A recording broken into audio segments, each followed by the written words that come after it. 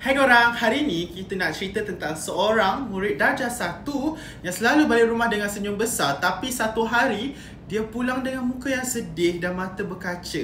Bila mak dia tanya, dia pun menangis. Rupanya dia dibuli di sekolah. Suara dia waktu dekat dalam rakaman tu betul-betul buat hati kita rasa sebab. Bila cerita ini viral, ramai orang simpati dan marah sebab benda macam ni tak patut berlaku. Ramai nasihatkan parents untuk jumpa cikgu dan selesaikan supaya dia kembali rasa selamat. Bully bukan sekadar gurauan. Untuk budak yang masih kecil, kata-kata yang kasar dan ejek-ejek ni boleh buatkan kita terasa lah. Dia mungkin tiba-tiba jadi pendiam, takut pergi sekolah atau rasa diri tak berharga.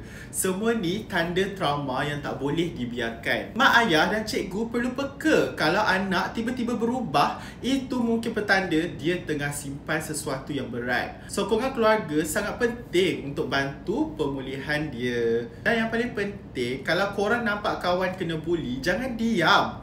Tolong dia atau beritahu orang dewasa ataupun bagi tahu cikgu.